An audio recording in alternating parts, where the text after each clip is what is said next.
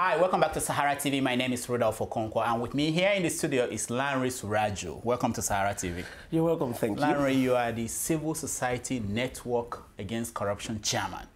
What do you do? The network is actually galvanizing actions on the part of both civil society and ordinary Nigerians to own the process of the fight against corruption in Nigeria.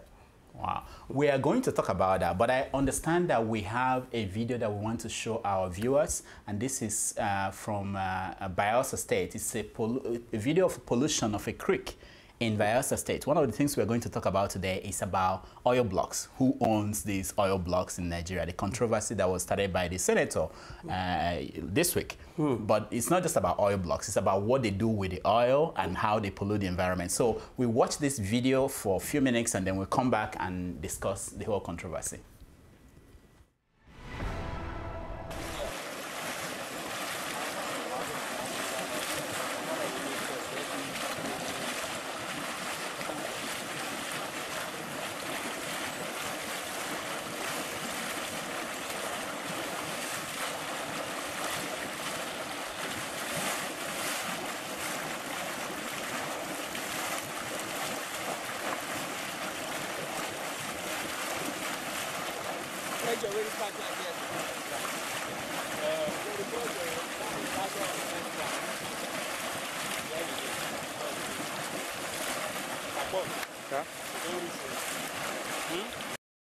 Here, where are we? Actually, right here we are. It's called Solar Creek Location A Oil Field, owned by Nigerian Agit Oil Company, and it's a bona fide property of Oguwari family. Oguwari? The land. Okay. In Ekarama community. Actually, to be very candid, actually is aware of what is happening here. As you can see, you will see what you are seeing is a piece of a bulk of float. Early last week, that was on the 22nd, 23rd of February. As it contracted the servicing company to Solar Creek Location A for servicing. That is why you see how the tires around the here, because the servicing company is here. So after their servicing, we really don't know what happened. Technically, they were unable to keep the valves in order, and they left the place like this. So when the pressure of the gas became so high, they started to push off the block, which is the float they use in there, stacking the valve. And this thing has caused a lot of damage. As you can see, you see how the gas and the little splash of oil gushing out, slightly like this. But the first reception, it was so high that it even sprang, spread the bridge, blew it to the Boropi, which has affected the Boropi. If you get close to the Boropi, you will see samples of crude oil, as we are talking now. And as you can see, though this is just between the right way for now, but it has spread, it is going. Peradventure, as the cloud is so bad, if there is any big jump for all these things, you see wash down that way. As there was rain last week, that rain spread this thing so. All right, welcome back. I'm here with the chairman of the Civil Society Network Against Corruption, Lanre. So what was it that we were seeing? That means first, where the first picture you saw was where the oil is actually coming out from a pipeline burst. It is very easy for probably representatives of the oil companies, AGIP, for specific purposes on this one, would simply tell you it was pipeline vandalization. But when you see the subsequent picture, you would see that those pipelines were already just gone dark brown, showing clearly that they, as at that stage, they have rusted, and it is very easy. I mean, this is where oil goes with a very serious force, is when how it goes through those pipeline, and there's a standard measurement assurance that is required of each and every one of these oil companies, with which they are supposed to inspect their facilities and then replace and renew some of them. But you don't see them doing that same thing in Nigeria due to the failure of many times the supervisory institutions that are responsible for regulating the operations of many of these oil companies in the country. So what you just saw there, it is oil spillage that goes from the soil where the people there farm, it goes to their water where the fish and also drink from, and it also pollutes the air. It is not likely that the responsible government agency or the oil company responds to this until when there's a very serious agitation on the part of the people. Wow. Which brings us to the issue that we want to talk about today, which is about oil blocks, because there are people who own these oil blocks that probably are not doing their work. And coming from the Network Against Corruption, how do you begin to unravel or break down these issues? Who are the people that own these oil blocks? We know about the oil companies, but some people own these oil blocks. How do they get these oil blocks? And who gives the oil blocks to them? It is actually between usually it's the federal government, and the federal government represented by the president and then the minister for petroleum. It is about the secrecy and lack of transparency and accountability in the process of allocating oil blocks that amounted to the whole uproar that you had in the National Assembly last week. I mean, well, this week ending. But it's unfortunate. It is really sad that you don't even know who gets what, and you don't know when and how. And that is why it is very easy for the National Assembly to make that very outlandish allegation of, you know, I mean, the oil blocks were given to some people in the north, and you don't actually get to see who exactly are we talking about that is owing which block. We know about Danjuma, who came out openly to say he was given by Abacha, you know, and then he made billions of dollars from that, you know. Exactly. And then you also, we know about Dan Etete, who was involved with the Malibu oil, in which the president and the attorney general are immersed in allegations of corruptions and underhand dealings. So it is not only about any section of the society or of Nigeria. It is about the process that is adopted by the federal government. And in this situation, the current regime has a duty to actually respond to what the National Assembly is saying, and then let us know who and who are having what, and then what exactly are the process. All right, we'll get to that. Let me take some callers. I heard that there are a lot of people who are on Skype and they want to talk to us. Let me start with Michael. Are you with us, Michael?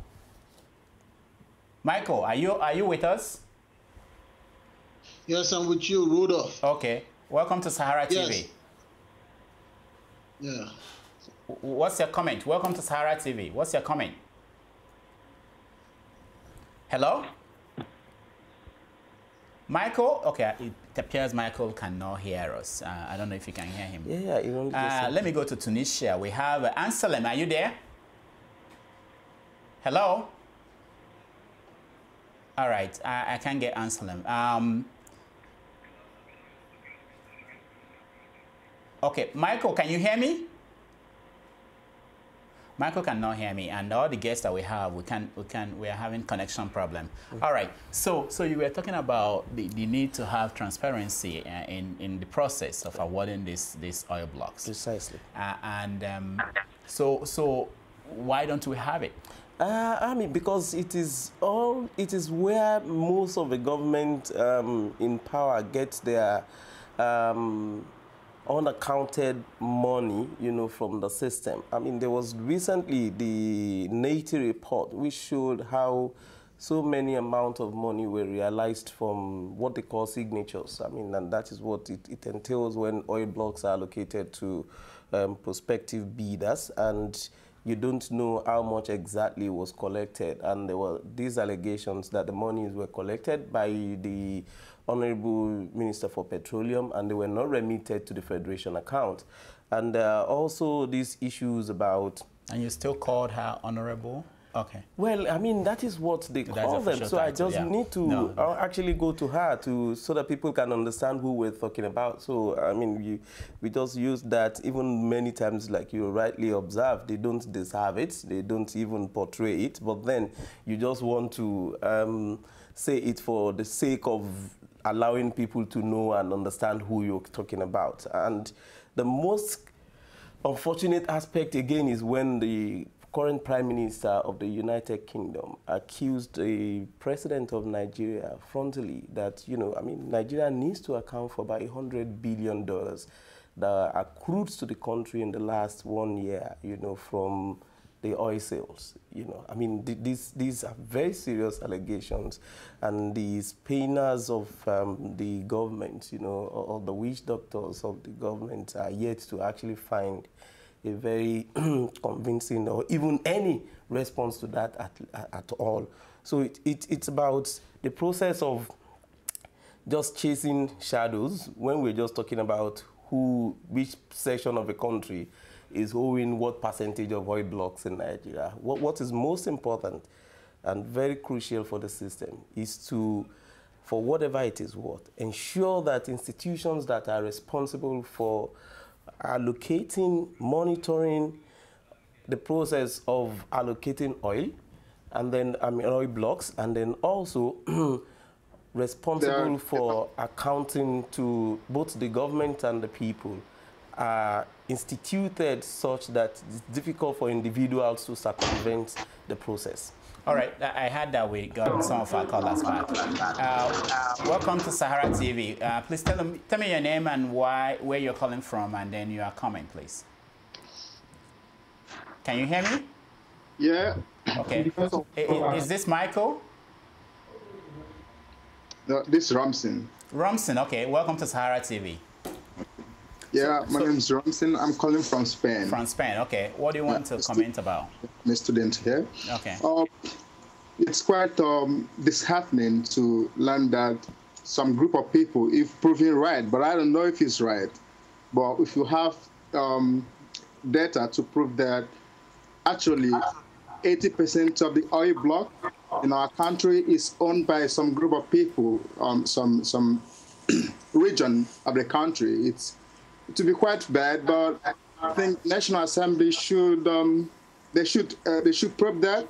They should go and learn to find out the truth behind it. It's not, let it not just be kind of speculation, because from what we're hearing, it's all about speculations. There are no proof. Until we get a proof, then they have to probe it, because with the federal character. With the Federal Charter Commission, which says that every part of the country should have equal rights, and all the resources of the country should be shared equally among the regions. Okay, Ransom, hold on. Okay, stay with us. You see the concern of people, you know, with that statement by the senator. You are saying that it may not be exactly right, and that they should be concerned about other things other than you know, who are the people. Yeah, I mean, it's still a failure of both the National Assembly and that, just like I said, it's just a shameless situation that these are people who are meant to make laws, you know, who are meant to do oversight functions over these institutions. So the most important thing is for them to have come to the National Assembly and said, well, I mean, we have these with these names, and these are the people behind it. These are the process that, I mean, what does it matter? If the people in the south don't bother about owning oil blocks, and the people in the north can start applying and then going through, fulfilling all the lay-down procedures of owning oil blocks, what does it matter? But it's a function of a system which has failed to live up to its billings, and people who are shameless, who are only just after making all these unnecessary media propagandas to show that they have things to say. But I mean, I think a responsible system and a responsible assembly would rather have investigated and then tell Nigerians who among these people got the oil rich without fulfilling the lay-down procedures of acquiring oil blocks. So it is not just going to be right for them to just politicize such statement and say it belongs to a section of it. Now, we know that most of the resources of the country is from oil, and as an organization or society fighting against corruption, how much of what is going on there do you know in the oil industry, do you know? Well, there's the NAITI, you know, which is the extractive industry monitoring body. Yeah, I mean, that is meant to actually follow up with the process of how the oil industry operates, and then responsible for reporting to both the government and also the people, and also even to the international organizations. But it will be rather unfortunate that you don't even have any information coming out from the government. It's shrouded in secrecy. As far as they are concerned, it is just the exclusive right and property of those in government and not actually of Nigeria. And then you would want to ask yourself, between when who has been in office is when what happened. And that would assist you in determining whether it is a function of the section of the country or the laws that are on the ground. We have the PIB bill that is actually creating the whole of these unnecessary uproar. Why are people against that? What is going on with that bill? It's rather sad that people ended up politicizing the thing. Even the Minister of Petroleum Resources, who claimed ownership of that bill, was not the author of the bill. The bill actually emanated from a resolution of the National Assembly. And what they wanted to do was to have an holistic review of all the laws, you know, governing the oil sector in Nigeria. And what the PIB bill was to do was to harmonize all those laws, you know, all those, the ones that are obsolete, you know, remove them from the system, and then also update the ones in accordance with the international trend in oil industry, and then have an harmonized version of the law that can assist Nigerians in understanding how things are done in the oil industry, and then also block all the loopholes that brought about the oil subsidy scam that shook the country, the revelation that shook the country last year. But because the people who are also behind the bill are more interested in the political gains of the bill than the real reform of the oil sector, it becomes very easy for anybody that wants to experience change to first and foremost oppose it. And then it will be probably after you have a clear understanding and education about what the change is to bring, that you probably want to be part of it. But the unfortunate thing is that they've put forward the wrong foot, and then people who assumes or are made to believe that the bill was to actually reduce the opportunities that accrue to them or the benefits that they all share, or the potential victims of the reforms, and naturally expected to respond negatively towards that change. But I think they're getting over it gradually. But the fact of the matter is, the architects of the bill or the sponsors of the bill are more insincere than people that are even opposing the bill. Where is the oil industry, the oil companies, foreign companies? Are they for the bill or against the bill? Well, they are not for the bill. Why? Because the unfortunate situation that one is ashamed of saying outside is the fact that I can remember when the former president former Minister of Information in Nigeria, Professor Dora Akunyili, was talking about the proudly Nigerian thing and the Nigerianization of ideas and rebranding. And the Venezuelan ambassador to Nigeria actually met at one of the occasions and told that, I mean, the only thing you've talked about rebranding Nigeria is for you to actually look inward at first. Like in Venezuela, the oil companies get 30% of the proceeds of their oil exploration and exploitation, and the people get 70%. But the reverse is the case in Nigeria. The oil companies get about 70%. I mean, they have a joint venture partnership with the NNPC, which gives NNPC about 55%, and then the oil company about 45%. But you can't see the 55% go into the account of the Federation. And it is usually shared between the elements that are in offices. And that is the same thing you have with the oil subsidy scandal that broke out. You don't even have an account.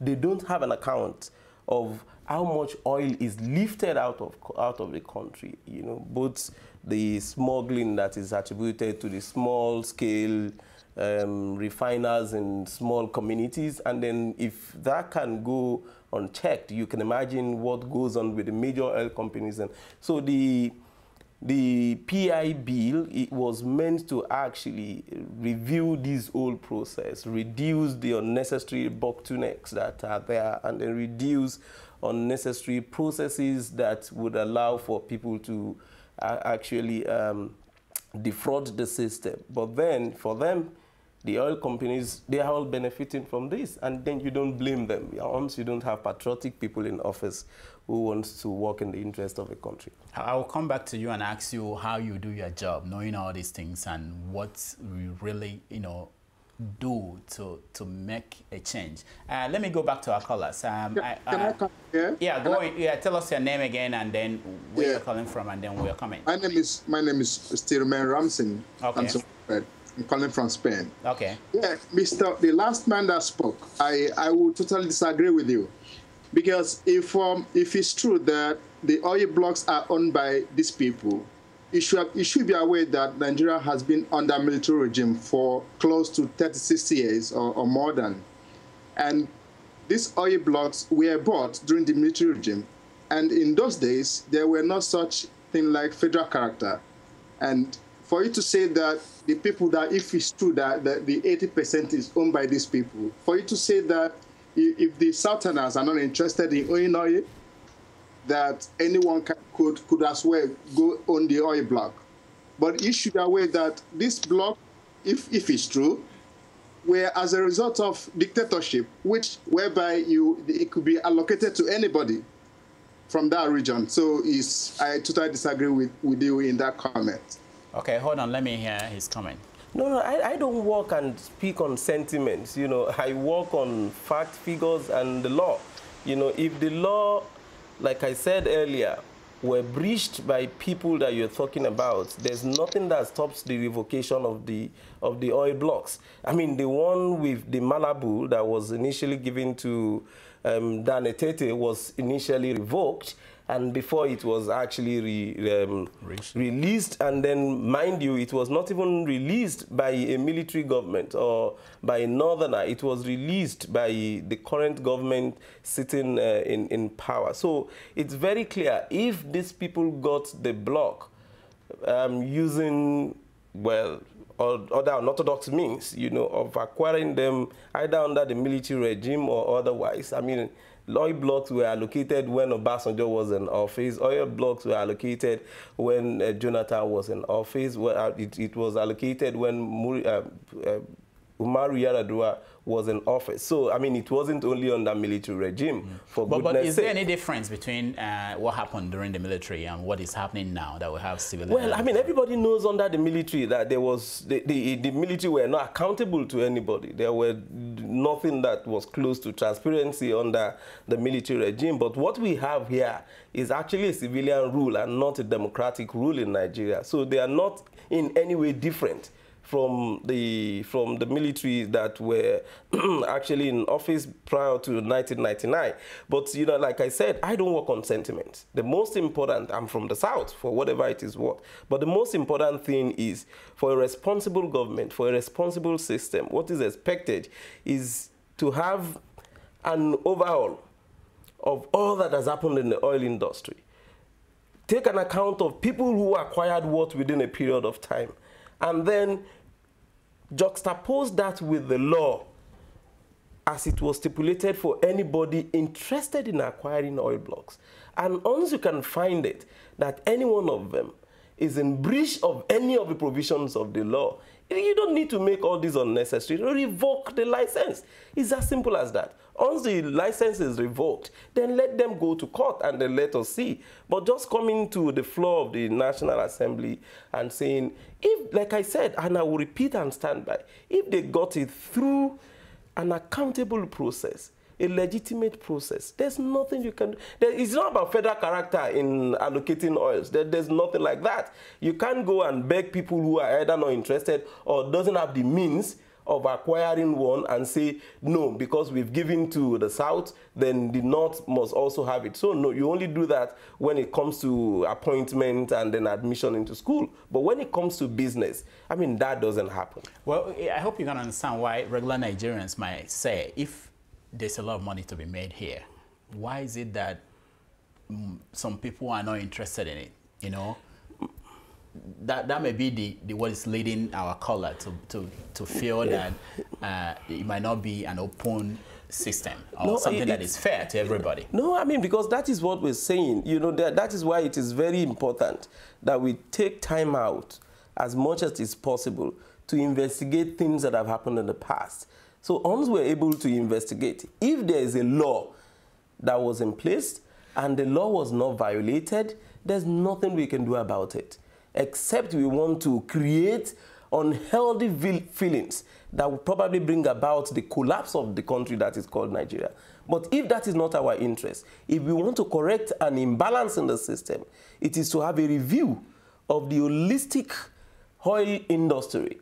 And once we're able to address that, we look at how is it that some section can easily benefit other than the others. And that is where you can address that unfavorable disposition that the other people are actually positioned. But if we're not doing that, and we're just coming on the floor of the National Assembly, going to TV, making phone calls and saying, no, we're not going to get anywhere. You know, it doesn't help the system. But people who are serious, it is very easy.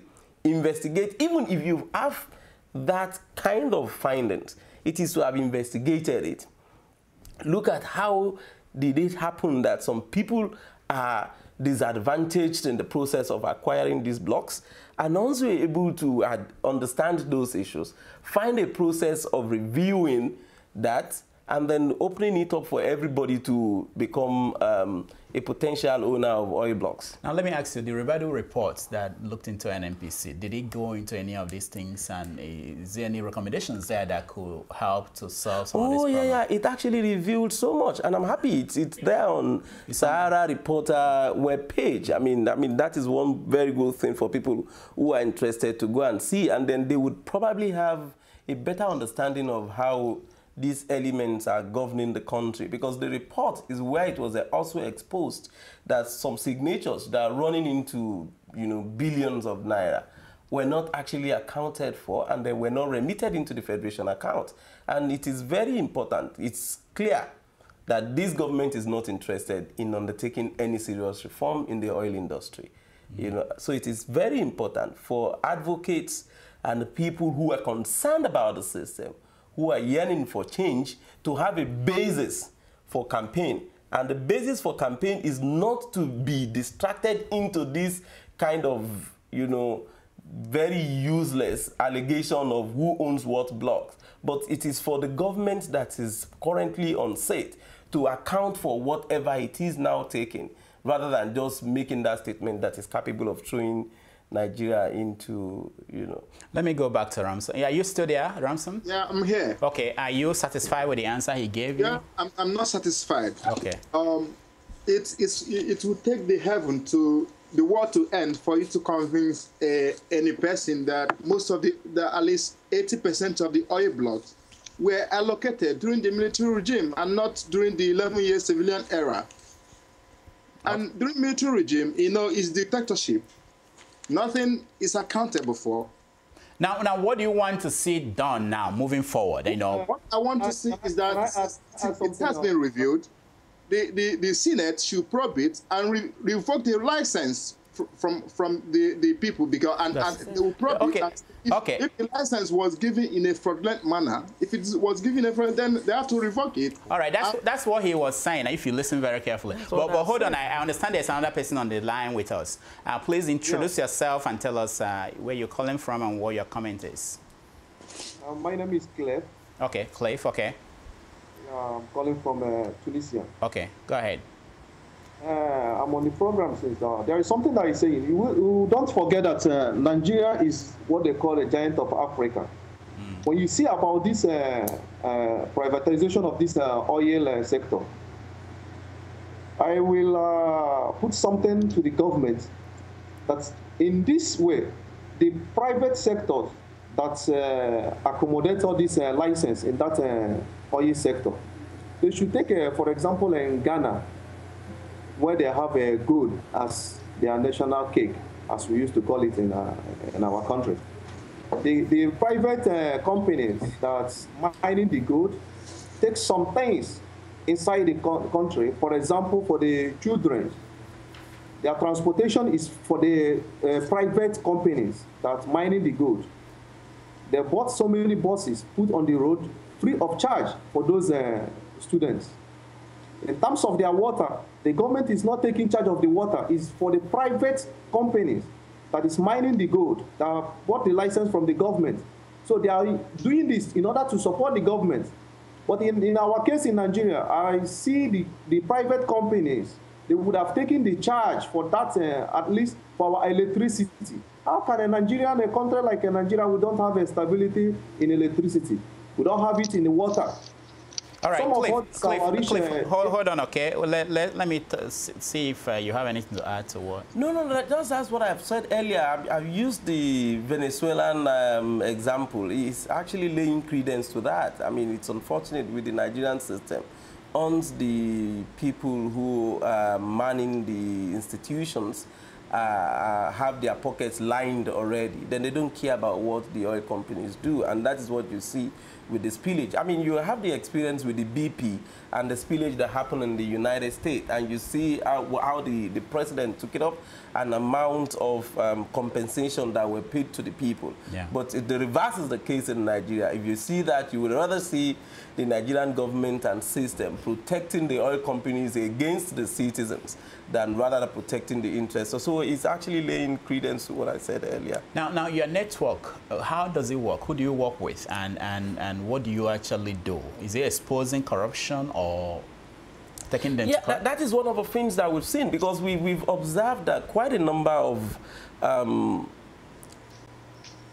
monitors and then also stakeholders like the media are doing quite a lot of work. I mean, some of them are just there, very lethargic, and then already just immersed in the system without the capacity to actually break themselves out. But the few ones that we know are doing good work, Sahara Reporter, Premium Times, and the rest, once we see that you're able to do some kind of investigation and then report situations, we take it from there. And from there, what we do is to also do a further investigation. And once we can establish some elements of corruption in the cases that are reported, then we take it forward with the necessary anti-corruption institutions to ensure that people who are affected are brought to book. Now, I'll ask you two things. You talked about investigation. How do you investigate? Have we tried to use the Freedom of Information Act, and does it work? Yes, we've done that extensively. Yeah, okay. I can remember in the case of the Minister of Petroleum in Nigeria. Something? Yeah, hold on, I'll come to you, okay? Yeah, with the case of the Minister of Petroleum Industry in Nigeria, when she was alleged that she didn't actually serve under the NYSC scheme, and we took it up and then demanded the information and copy of the NYSC certificate from the National Youth Service Corps. And I can tell you they actually responded and gave us a copy of that. Although the next step would be for us to know if the certificate was issued after the controversy broke out or she had it before. There are a couple of them that would not actually ordinarily responded to you. I mean, I can remember even with EFCC, and we have the case in court when it was alleged that the former chairperson of EFCC gave a clearance letter to Ibori, the former governor of Delta State, to Marua, and also to Obong Victor Atta. And we wrote to EFCC to demand a copy of those letters. And then they said, well, according to them, officially, those letters were not there in the files. So, I mean, she must probably have issued it in personal capacity using the letterhead of the EFCC. And when they were unable to present us with the required or respond within the time that was stipulated, then we proceeded to court. So the case is actually in court. All right, hold on. Let's go back to our Skype callers. Hello. Hello. Rudolph. Yeah, go ahead. Tell me your name, please, and then and talk about your comment or whatever you want to talk about, please. Rudolph, my name is Michael. I'm calling from New York. Okay, Michael, yeah, we've been trying to reach you. Okay, go ahead. Yeah, I would like to ask the guest there, which anti-corruption body is he talking about that isn't corrupt in Nigeria? Like the thing I don't understand is, if someone is trying to fight crime and there's no even body that can help them fight the crime, the police system is corrupt and every other thing is corrupt in Nigeria. So who is going to fight the crime for you? Where are you going to forward it to? EFCC or where? All those bodies are all corrupt. Like, if we're talking about reforms, we should even start talking about like the most little things, like human rights violation and passing crazy laws that are not even necessary. Nigeria has other problems and lots of things. So, like, for you to even start facing a problem, you should start from the minute things to start handling them. And I don't see Nigeria just going anywhere because nothing is going on there. All right, hold on, Michael. Yeah, I think one of the questions that are very important is they always ask that question, EFCC, how are they doing? Are they a group of people you can partner with or you partner with in your network against corruption? Actually, that is, I mean, it's as simple as if we all agree that nothing is working, then we can as well just pack our bags and baggages and then just go and sleep and take whatever it's given to us, or we all checked out of Nigeria. But the thing is, as well as and as much as we know that even INEC is corrupt, INEC is biased, it still conducts election, we either participate or we monitor, we still have no other option than to use whatever that we have. The EFCC, the ICPC, it's not going to be enough for us to say elements we are there, they are corrupt, but they are paid salaries from our taxes. And all we will do is to say, no, nothing. No, we will just have to take it forward. And as much as possible, we also look for opportunities to see if there would be basis for us to take even the anti-corruption institutions to account. So if we have confirmed allegations of corrupt practices within the anti-corruption institutions, then we engage them, because the National Assembly is probably supposed to serve as oversight function over some of these institutions. So we go to that. But as much as we can do with individuals or public office holders, it is the anti-corruption institutions, ICPC, EFCC, or the police that are meant to do that. I will give a typical example. When the current CBN governor was proposing about going into new polymer note again, I mean, our network took it up upon ourselves to say, no, you can't do that.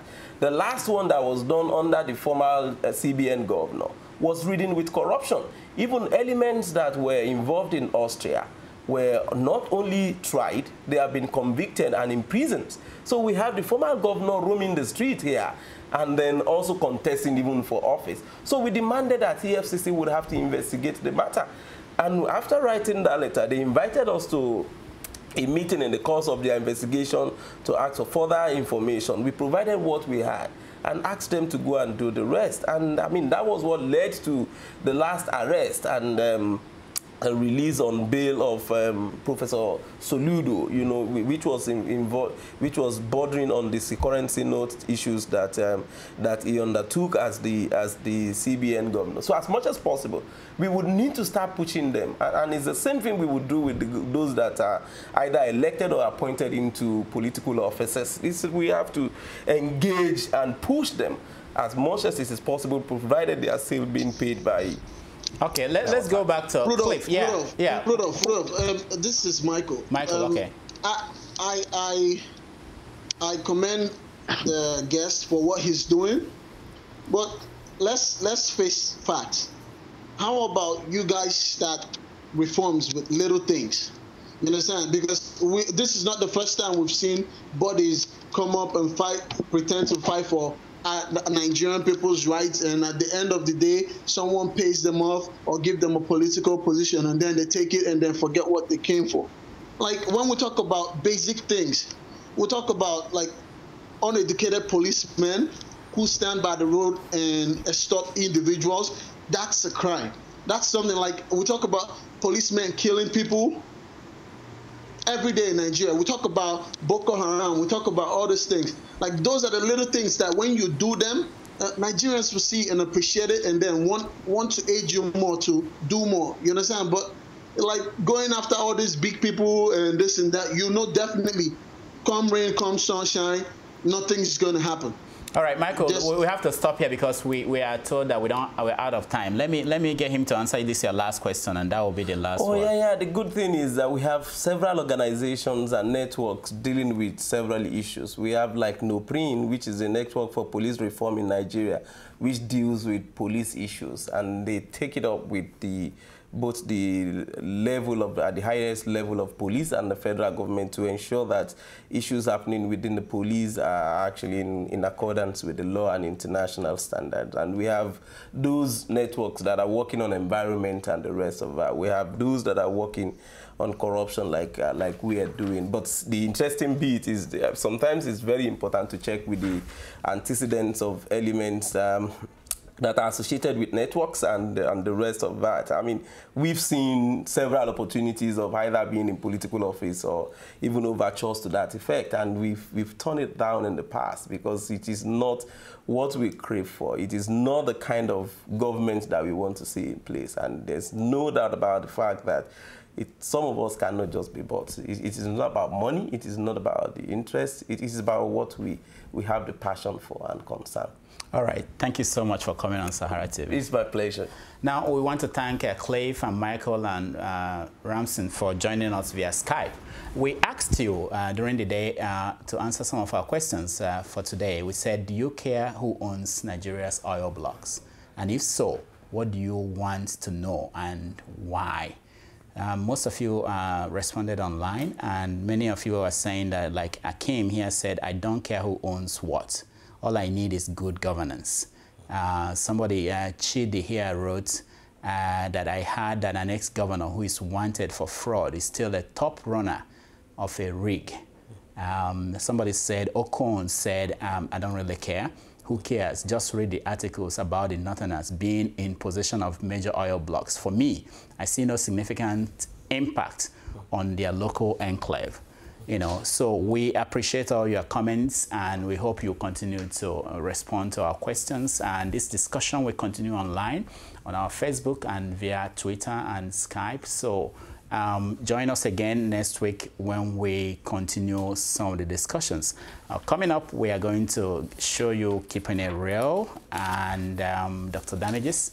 And then stay tuned for more information and more programming. Thank you so much for coming. My pleasure, Rudolph. All right. Yeah, thank you.